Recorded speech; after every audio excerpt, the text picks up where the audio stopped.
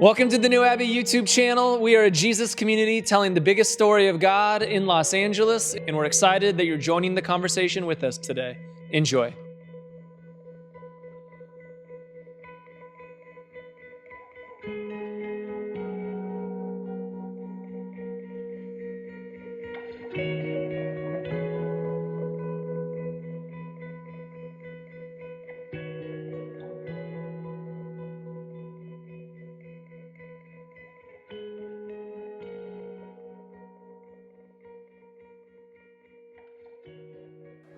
As a straight man, I feel like I have a disproportionate amount of lesbian friends. Thank you. Like, statistically speaking, I have more lesbian friends than most lesbians. This is not a joke in any way, shape, or form. Many of my lesbian friends, on their own accord, not me, by the way, because this would be weird if it was opposite, call themselves my loyal lesbians. If I told them to say that, that's how you get canceled, just so you know, if you want to figure that out. And the gift of having lesbian friends as a straight man is you realize what you don't know, which apparently is a lot. And every time I hang out with my lesbian friends, and Brittany's a part of this, is I leave feeling, because she's like full of optimism and joy and goodness, but I'm like, am I a Neanderthal? Like, I clearly don't get the world. How did I ever end up with a woman, right? When there's like women for women. Like, you just make so much sense. You understand so much. You should not allow teenage boys to learn about women from themselves. They don't have frontal lobes. They don't understand. Like, there should be a lesbian teacher for every set of teenage boys. None of this is a joke, by the way. I was thinking through this week. These are not bits. This is literally what I've been thinking about, because I'm like, oh, there's so many things in this world that I want to relearn. That I was taught something that was not helpful. I was taught sex by my 15-year-old dude friends who didn't know shit, right? Like, we're talking about stuff like, yeah, bro, that's what you do. That is not what you do. No woman's ever like, they figured it out. That's how we're satisfied right there. No, we don't know anything, right? And that's okay. We all need to keep growing and evolving and finding relationships and becoming as human beings where we constantly relearn what it means to be human. I think about this in so many aspects of life. I think about it in just even leaving high school. Do you find it interesting that you will know things like the periodic table and the Pythagorean theorem? They will test you on ACTs and SATs, and this is what will get you into college. But no one taught you about interest rates. That's crazy. We're doing this all wrong, people, right? If you're not an engineer, then there's a lot of other things that you should be learning in this world or in the world of church. I think all the time about the things that I want to relearn. That I was taught so many Bible verses to memorize, and I memorized a lot. I remember like being a part of a group and like deep in Chronicles, like trivia, like, you know, like who was this king here and who was the bad king of Manasseh for 55 years. Did you teach me to be kind? Did you teach me to be compassionate? Did you show us about justice? Why did I learn about these Bible facts if it didn't change who I was and the type of human being that I would become?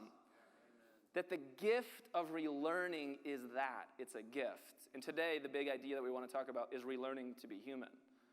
That when we relearn to be human, the big thing that I always bring back to is that God was always happy with you. And so much of what we need to relearn as we become new, evolved, growing human beings in this world, asking all of these questions, is that incredible idea that God has already been satisfied with me. God already loves me. God is already happy with me, and we're already playing these games all of the time. And so to do that, we're going to talk about some things. We already talked about lesbians. That's good. Covered. You can put a check there. Pythagorean theorem, also check. That was good. Nice. And if we talk about Pythagorean theorem, then we can talk about relearning to be human. If we can do that, then we need to look at an ancient mindset. And if we can look at an ancient mindset, then we can talk about how God's already happy with you. And if we can do that, then the whole thing is a gift. And if you can think about it being a gift, then I'll tell you about the 6th best restaurant in the world called La Atier, and that time that I spent way too much money and thought I had to give plasma just to eat there. And then if we can talk about that, then we can talk about it being enough. And if it can be enough, then we can talk about the ventromedial prefrontal cortex, because everybody loves the affirmation part of your brain. Am I right? Hey! And if we can do that, then we can talk about what it means to be pleasing. And if we can be pleasing, then of course, Iran, my friends. And if we can talk about that, then if we can relearn, then we can remake some things. Follow along with me in Leviticus chapter 1. The Lord called to Moses, and he spoke to him from the tent of meeting, and he said, speak to the Israelites and say to them, when anyone among you brings an offering to the Lord, bring as an offering an animal from either the herd or the flock. If the offering is a burnt offering from the herd, you are to offer a male without defect. By the way, the rabbis say this, and I think this is rude, but apparently it fits very fitting with everyone here today. The rabbis said this thousands of years ago. Why do they always use a male from the flock for the offering? And the rabbis literally say, because they were expendable. Nobody? I was the only person that found that hilarious. That a rabbi thousands of years ago was like, oh, they got a semen. Other than that, they're not that helpful. That's great. All right. That's just me. Too much information. All right. TMI. I was just trying to connect the dots if you hadn't. You must present it at the entrance to the tent of meeting so it'll be acceptable to the Lord. You're to lay your hand on the head of the burnt offering and it will be accepted on your behalf to make atonement for you. You are to slaughter the young bull before the Lord, and then Aaron's sons, the priest, shall bring the blood and splash it against the side of the altar at the entrance of the tent of meeting. You are to skin the burnt offering and cut it into pieces. I know this sounds so archaic, but it's going somewhere, I promise. And the sons of Aaron, the priest, are to put the fire on the altar and arrange the wood on the fire. Then Aaron's sons, the priest, shall arrange the pieces, including the head and the fat and the wood that is burning on the altar. And you are to wash the internal organs and the legs with water, and the priest is to be burnt all of it on the altar. This is the life verse, I get it. Then it's a burnt offering, a food offering, an aroma pleasing to the Lord. I'm going to pause there. The chapter 1 is going to go on in 3 more ways. It's going to talk about the herd, it's going to talk about the flock, and it's going to talk about the birds. It's all going to talk about it in the exact same way. But at the very end, it always ends with that phrase, and it's going to be an aroma pleasing to the Lord. I know you're sitting here in 2022 in Los Angeles on a Sunday morning, you're like, man, why are we still reading Leviticus? This feels so archaic and outdated. And I'm like, you're right. Everything you're saying is correct. But at the time, it was completely revolutionary and evolutionary. And here's the thing about revolution and evolution. There always needs to be moments in our lives and in history where we evolve in some way. And when we evolve, we keep trying something until that thing works so well that we can evolve to the next thing. So there was a time in history for the ancient Jews where this form of sacrifice was the most evolutionary thing that you could do. And here's why. Because in the ancient world, imagine this. You are growing your own crops. You actually know where your food comes from. I know, it's crazy already. You just don't deliver from Amazon Prime. And so you are growing your food in the ancient world. And one year you notice, I have more apples than I've ever had before. Why is this the case? And so you say to yourself, it must be the deities. Of course it's the deities. Why I have more apples this year than I had last year? And so you say to yourself, I will give a few of these apples back to the deities to thank them for the plentiful amount of apples that I had this year. And you create a practice around it because you live in this angst that if the crops do not grow, you die. That's pretty practical. And so you think to yourself, how do I make the gods happy with me? Do I offer more sacrifices to the rain god because we need more rain this year? Oh, I've noticed that it's been too hot. Do I offer sacrifices to the sun god? Do I offer sacrifices to the fertility gods because things are going on with our animals or with our own lives and we need another generation to farm here? That you have to imagine the anxiety that must have been going on, the psychological distress in the ancient mind. You're constantly playing this game. Am I doing enough? Am I in the right standing? Have I figured this thing out?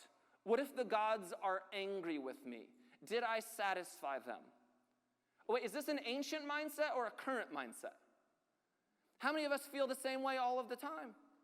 Am I doing enough? Did I say all the prayers right? Is God satisfied with me? Now, I know I'm doing this deconstruction thing, but to be honest, I go to Thanksgiving and I talk to my aunt and sometimes I wonder, am I going to hell? Because there's still all these other things in our life where it feels like, oh, I'm evolving and this is revolutionary, but it's not going on in everybody's life around me. And so we ask the same questions as the ancient mindset. And the book of Leviticus is God's way of saying, I'm not asking for sacrifices so that I feel better. I'm giving you some specifics around sacrifices so that you feel okay. God is saying, I don't want you guessing anymore. I don't want you to have to worry, did you do enough of the right things or did you do it wrong? And that's why the other nation invaded you this year or the crops didn't grow. And so you'll notice that in the sacrifices for Leviticus, it's not attached to something specific. It's not saying A plus B equals C. If you do this, then these are the types of wealth and goodness that are going to come to your life. This first chapter in Leviticus 1 is all about getting your conscience and your psyche to relax. That God's saying, I will tell you very specifically what to do so that you know that you are pleasing to God. What a relief. That doesn't feel archaic now. The way they went about it feels archaic to us. But man, how many of us want that type of relief in our own lives? Just to know, oh, I'm okay. And that's where we come to a place like New Abbey. That's where you come to church. That's why faith tradition is helpful, so that we can constantly remind ourselves of the deepest truths of what it means to be human. And so as we think about these things, as we think about relearning to be human, I want Leviticus chapter 1 to be this ancient, archaic chapter that reminds you that God is already happy with you. And that if God is already happy with you, then there's three things I think that we can take away. The first thing is simply this, that you're enough. Man, how many of us just need that in our lives? You're enough. How many of you are in a relationship right now that all you want your partner to let you know is that you're enough? How many of you just deeply needed to hear from your parents, you're enough? That they're satisfied with you? How many of you need that from an employer right now? You're enough. How many of you need to hear that from the divine, from God, from the one who makes all of the universe, from the one who sees 1,000 sunsets on 100 billion planets and all of the waves crashing at once?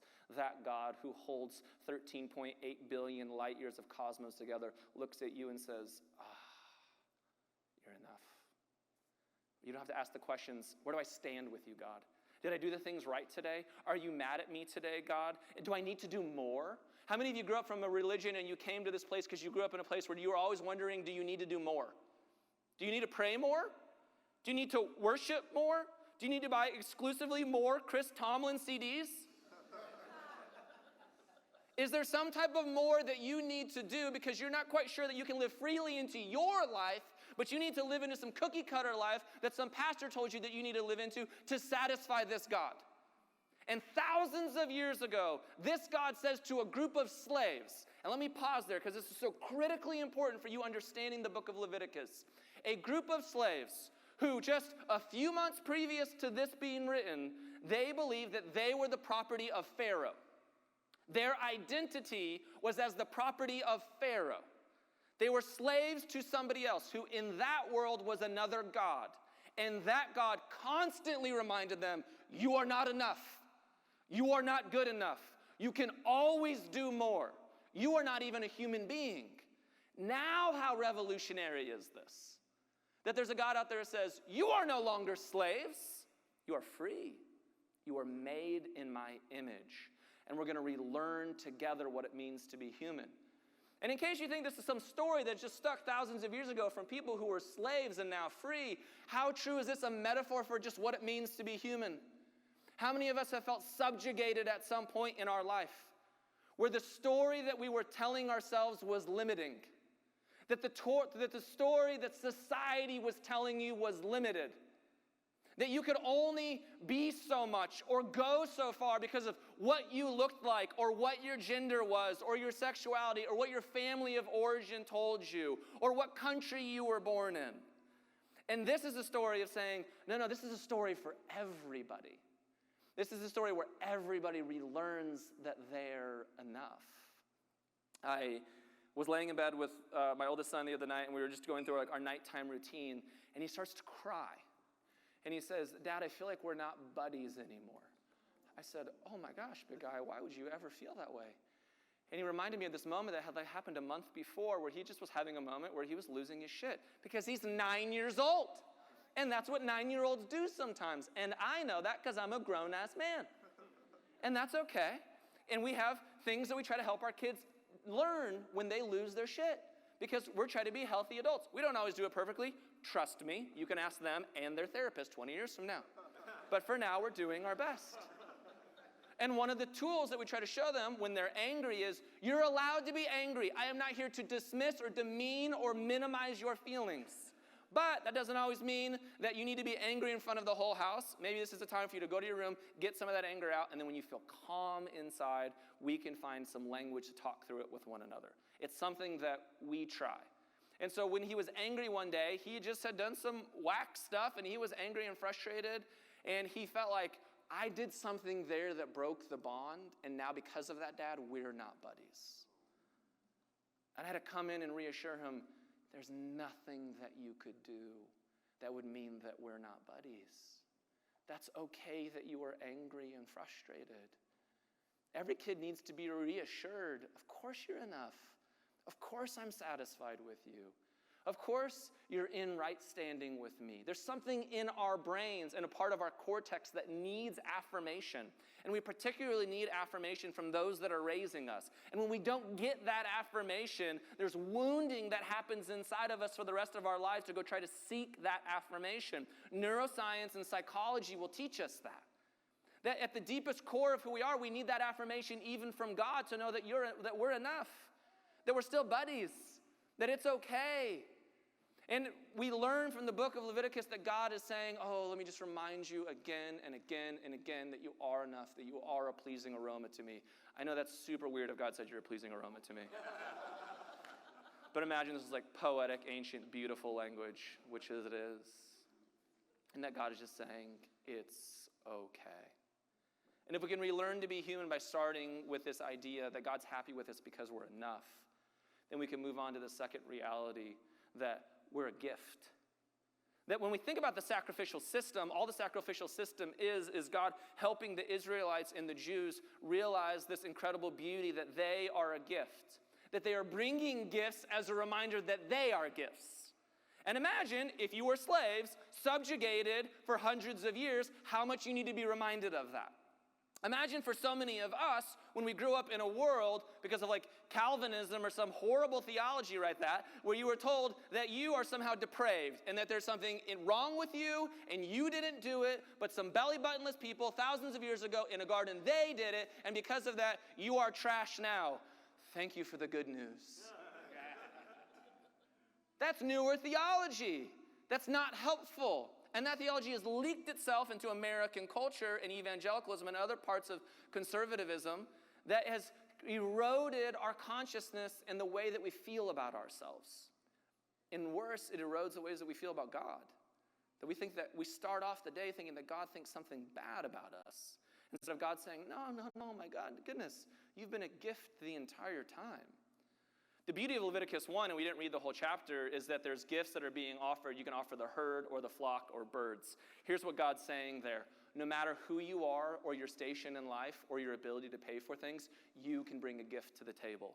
That is so revolutionary. This is not a world or a religion or a relationship where only a select few get to earn the thing. God is trying to map this out. And after every single one of those stories, after God talks about the herd and what you do with the intestines and all the other things, right? Or then the flock, or then the birds, it always ends with that phrase, and then you'll know that you're a pleasing aroma to God. God is saying that everyone is equal at this table. Imagine the early church, what they did with this. The early church is in the exact same situation. You have a bunch of people in the Roman Empire, the vast majority, like 99.9% of the people don't have rights, aren't seen as human, and they work for the elite, including Caesar, who is also a god. And then you have this Jesus who comes in. And interestingly enough, when this Jesus comes in and tells the story of good news, the story of good news is not that I'm going to get you to heaven one day. All that is an incredible benefit, and I'm all about eternal life. Let's go. That's not the thing that Jesus talks about. The thing that Jesus talks about is he keeps talking about his kingdom here on earth now, about bringing heaven to earth. And what Jesus reminds all of these people is that they're valuable. And the reason that Christianity for the first 350 years, when there was subjugation and oppression and martyrdom, grew by 20 million people, it's because you gave people value and dignity and integrity. And Jesus let people know, you're valuable, you're a gift. Every story that you see of Jesus before you see the miracle, Jesus somehow comes in and reminds people that they're made in the image of God. The woman caught in adultery, the woman at the well, the people that were demonically possessed, the people who didn't have any food. Jesus always practically takes care of their needs before he does the supernatural stuff. Because they got to live on earth. They got to live in this space. Jesus is reminding people, oh my gosh, you're a gift. And so the early Christians, they would gather around these tables, and they would have these meals with one another. Because it didn't matter if you were a senator, or if you were a slave, or a male, or a female, or a Greek, or a Jew, and they would have these things called love feasts, where you all just get to sit together and revel in this reality that you are made in the image of the divine. And imagine that you had never heard that before. And maybe you've been to New Abbey a long time, or you just had healthy religion and spirituality in your life, and you've heard that 1,000 times. You're going to need to hear it 1,000 more times. Because to relearn to be human, this is the messaging that we need to hear again and again and again and again, that you are a gift. And that's why the sacrificial system is tied to food all of the time. Again, because in the ancient mindset, and we forget this all of the time living in Los Angeles in 2022, if you don't eat a meal, you die. I think we forget that all of the time. I forget that all of the time. If we don't have food, we will just eventually die. It's just that simple. And imagine a world where you just don't have Trader Joe's and Amazon Prime, right? You don't just have access to even like shitty foods everywhere and good foods. And if you didn't have access to them, you would just die. Like, get this in your mind, right? Why the sacrificial system was so important. Because in the ancient world, they thought that even the gods were hungry and you had to feed them. And where this is evolutionary and revolutionary is this God is saying, no, again, I'm not doing this so that I'm satisfied. I'm doing this so that you know that you're okay. And that's why the Bible is such a beautiful thing. By the way, I am like such a Bible nerd and obsessed with the Bible, like so not cool in 2022, but I will take it on, my friends. And there's Psalm 50 in which God even says, I don't need your sacrifices. Am I hungry? Do you not know that the entire earth is mine? I own 10,000 cattle and 10,000 hills. I don't need you to bring me this. I'm doing this so that you feel okay. Because when you feel okay and safe and whole and healed, then you begin to participate with me in the healing of the world. That's a gift, my friends. Me and my wife are like 25 years old. And we both had like real jobs for the first time. Does anyone ever remember like getting to that point where you're like making like real money and you're like, whoa, I got multi-thousands of dollars in my bank account right now. Where in the world might I go on credit card debt? Like, you think some crazy questions to yourself. And so we decided to go to Paris, and we loved Anthony Bourdain at the time. Any Anthony Bourdain fans? Oh my God, 4 of us? That's great, wonderful.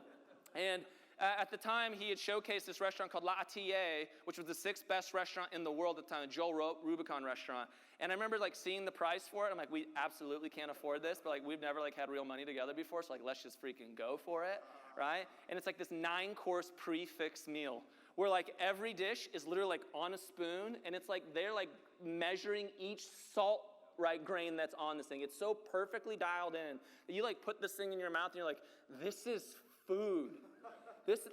We eat food every day. It just reminds you of the gift that is the world, right? I love this quote from the rabbis that says this, that is life going to be an endless struggle, or is life a reminder that it's a gift to be received? That's the choice that we get to make. That every moment is an opportunity to reflect on the gift that is life and who we are, right? Is life a trial to be endured or a gift to be received? And I remember in that moment, I'm like on bite number 6, and this thing costs like, every bite is like $1 million, I think. Like, it's just absolutely intense. And there's some French sommelier, like totally talking to me about wines and things that I don't understand. I was 25. He's like, don't you taste the oak here? I'm like, no, I think I'm just drunk, but whatever. It's delicious. Keep bringing it on. Remember, like on course number 8, my wife's like, man, I am too full. I cannot eat anymore. I'm like, you will put that in your mouth right now. That is a $100 bite. In it goes. We have to do this thing. And I don't know about you. It's not just the fine dining, but there's all these moments where I just realize that there's these gifts. That life is just a gift, and it's a gift, and it's a gift, and it's a gift. And sometimes we need fine dining in Paris at the 6th best restaurant in the world. And sometimes you just need your 7-year-old to remind you that there's a septopus and it has 3 hearts. But the miracles are everywhere. The gift is all the time. And the more that I realize that the gift is all the time, then I realize that I'm a gift as well. And that's an incredible opportunity and a way to live into the world. And something really practical I want you to think about as you think about a gift and relearning to be human is, would you start, maybe this is an idea, and I do it all the time now, is just making a note in your phone of like, oh, that was a miracle, I want to write it down. And you just get to review it at the end of the day. Oh my gosh, that was just a miracle. There's a reason that in the ancient world, we always pray before meals or you pray at bedtime. Do you want to know why? Because again, in the ancient world, if you didn't eat, you would. Get that in your head. So of course you would pray before a meal. God, thank you for this food. this food right here in this moment that's putting energy into my body that if I didn't eat it, I would die. And it's not that accessible because there's no Trader Joe's 3,000 years ago. Of course, God, this is a gift. And every time I eat, that I just put food to my mouth and into my belly, I'm reminded of the wonder that is the whole thing. While you pray before you go to bed, maybe you haven't prayed in a while, and you're just going to say, hey, every time I lay down, I'm just going to say, God, thank you. Thank you for getting me here to this point. Do you know what I've gone through in my entire life, God? The trials and the tribulations and the craziness and the beauty and the evolutionary success and all the things I'm proud of.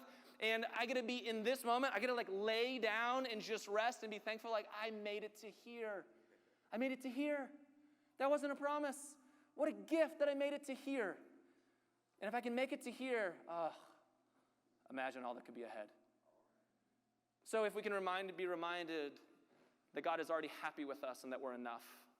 If we can be reminded that God is already happy with us and that we are a gift. Then when we end with this reality that God is already happy with us and that we are pleasing. I'll always remember the moment in my life when it just clicked with Jesus' baptism for me. When God speaks over Jesus and says, this is my child with whom I love and with whom I am well pleased. And I remember that was a mantra in my life for literally like 10 years. I would just say those words to myself. We say it all the time at New Abbey, right?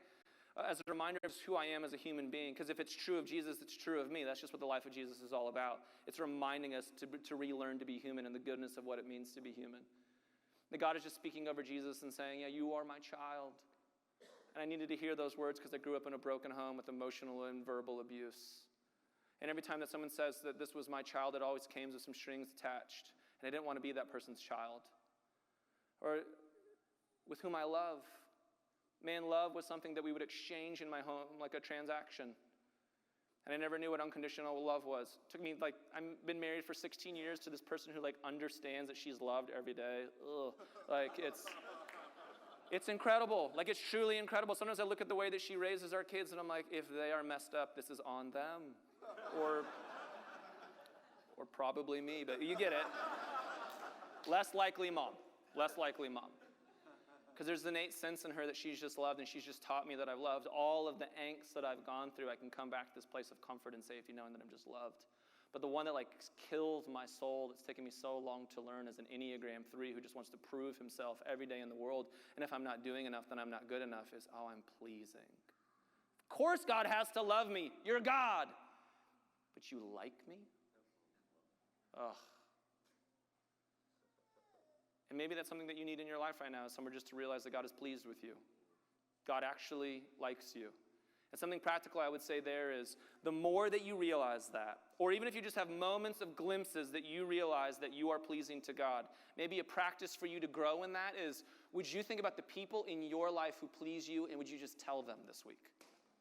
And I promise you, as you share that gift with them about their value, as you let them know that you're enough, it's only going to grow your capacity to realize how happy and satisfied God is with you. Maybe it's just one person that you're going to think of right now, that you're just going to reach out to them, you're going to text them, and maybe you don't say you're a pleasing aroma to me, because that's weird. Or maybe you're on Bumble and you do. But I'm going to leave that in your hands. But I'm sure that there's been people in your life who do satisfy you in that way, who are pleasing to you, who remind you of the goodness. And would you reach out to them and remind them of that? And so we end with Leviticus chapter 1 with this. And by the way, we got 25 chapters to go. Good luck us. It's going to be a good time. Is that if we can relearn to be human, then we can remake the world. This is what God was trying to teach the Israelites. Everything that you learned in Egypt, there's lessons there because sometimes we learn in oppression and sometimes we learn in the most difficult ways and we learn in the wilderness. But now that you've learned in the wilderness and I'm moving you into a promised land, you need to relearn what it means to be human. And we all know that. We've all been in places where we're letting some things go and we're trying to build a better version of ourselves because that version over there didn't work for us any longer. So as we relearn, we also want to remake the world. That's why there's millions of people right now who are standing around and supporting the women of Iran. Because we know that we have to relearn to be human. And it's just not women in Iran. There's women in our own country who are saying, you do not get to tell me that I am enough. You do not get to tell me that you are pleased with me. You do not get to tell me that I am a gift because I am already those things. And even though the world may not know that, we relearn those things as a society so that we can remake the world into a better place. That this is something that happens at the most cellular level of who we are. That we remember this within ourselves, and we remember it within ourselves so that we can also topple systems and structures and kingdoms that do not reflect the image of God and the goodness of God in this world. That is the work that we are doing, New Abbey. This is no small task, but we come every single week to remind ourselves of this reality, that God is happy with us, that you are already enough, that you are a gift, my friends, and that you are pleasing. And in doing that, as we learn that reality, we will remake a more beautiful and better world together. Would you find those people around you and ask this question?